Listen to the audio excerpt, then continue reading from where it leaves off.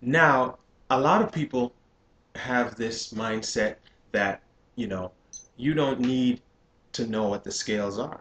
You just need to know the number system. And I disagree with that in a very great light because uh, you don't have the number system without the scales. The scales in themselves and the key signatures, which are the character of each of those scales, are very important. If you were to take scales away from music, all you would have left would be rhythm. So for instance, in a modern song, you have keys, bass, drums, guitar, and vocals. If you were to take out the bass, keyboards, guitar, and the vocals, what do you have left? Only drums. I read something recently where someone said discipline is not an enemy of enthusiasm. I'm not sure who was the person that said that, but I'd probably want to add to that. Discipline is not an enemy of enthusiasm or creativity, because you can be creative but be disciplined about it. Many times people study instruments and they want to play songs. Oh my gosh, I want to play a song, but they don't want to learn scales. If you don't learn scales, all you know how to do is just play that one song. But if you learn the scales, you can play many songs. It's like if you there's a saying that says something along the lines of if you teach a man how to fish, then he can feed himself the rest of his life. But if you just give him fish today, um, tomorrow he's going to be looking for you to do the same thing. So that's why I encourage everyone. You need to learn your scales. Here's something I teach my students, and I say it to them often. I want them to always remember that. Scales are to music what cells are to the human body. Scales are to music what cells are to the human body.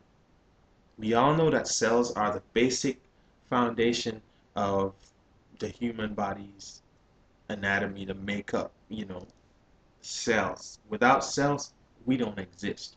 You don't have organs, you don't have tissue, you must have cells. So that's what scales are to music. You gotta have scales, all right? It's very important. Now, a lot of people say, okay, what key you in? Oh, A flat. All right, good. So then they say, okay, we're gonna play a 5 chord here. They go for it. They go for the one. They go for sharp 5. They go for the 2. Now, all of that is happening over an A flat minor chord progression. This bass line here. Now, if I didn't know the A flat minor scale, I would probably want to play like,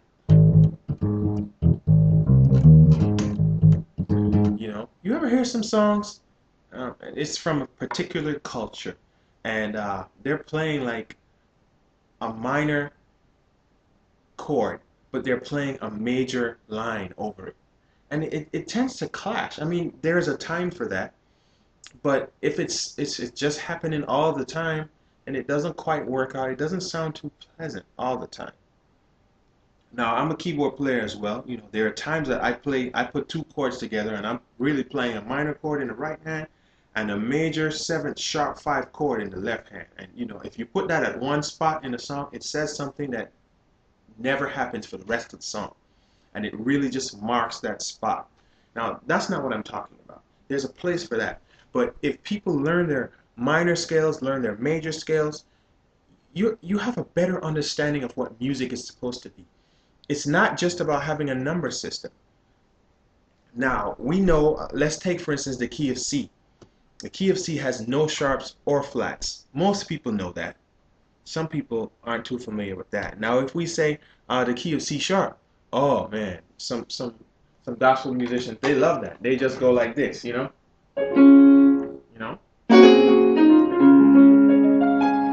they're ready to go black keys. But you need to know that if you're going to call that scale C sharp, all 7 notes are sharp, and that comes from the key signature. All are sharp there. If we were to call the C sharp scale D flat major, you need to know that it's 5 flats: B flat, E flat, A flat, D flat, and G flat. It's very important for you to know these things, because when it's time to play different chords or know how to use a different mode of the chord, for instance, it's not every time that you go to the 4 chord you play it major. There's some times you play it minor. It's not every time that you're going to play a 7 in the number system, it's not every time that you're going to play a major chord over the note 7. Like in keyboards, if we're playing in the key of C, and they say we're going to go to the 7th chord, you could potentially put a G chord, first inversion, over the note B, which is the 7th. And you could also play a B diminished chord for the 7th. You know? So there are different ways to do it. And if you don't know your scales, scales build chords. You know, if you don't know scales, you can't build chords. It's like you can't have the organ or the tissue without the cell. So scales are important to music. So please don't get stuck on just the number system. You need to know what the scales are.